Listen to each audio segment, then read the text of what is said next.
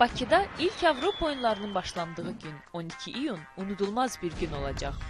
Oyunlara dəstək və bu tarixi hadisənin daha çox tanınmasına kömək məqsədi ilə Atletico Madrid əlindən gələni edir. Madrid yerli rəqibini 4-0 nəticə ilə darmadağın etdiyi qarşılaşmaya yeni maykalarda çıxdı. Gənclər və İdman Naziri və eyni zamanda Bakı 2015 baş icraçı direktoru Azad Rəhimov bundan xeyli məmnundur. Biz bu müqavilənin Azərbaycanı daha da məşhur etdiyindən çox şadıq. Həmçinin Atletico Madridin ilk dəfə Bakı 2015 oyunlarını əks etdirən maykalarda oyuna çıxması ilə birgə qələbə qazanmasından xeyli sevincliyik. Diego Simeone'nin oyunçuları maykaları həm La Liga, həm də Çempionlar Liqasında geyinəcək. Onlar Avropa yarışları çərçivəsində keçiriləcək növbəti oyunda Bayer Leverkusen ilə qarşılaşacaq.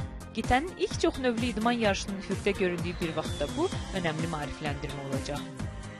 Biz Bakıda keçiriləcək oyunlar haqqında çox adamın xəbərdar olmasını istəyirik və Avropa futbolunun ən prestijli komandasının maykalarında olmaq bunun üçün əla vasitədir.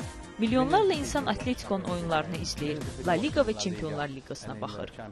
Oyunlara iyunun 12-si start veriləcək. Həm Atletico, həm də Bakı 2015 təşkilatçıları tərəfdaşlığın uğurlu alınacağına əmindir.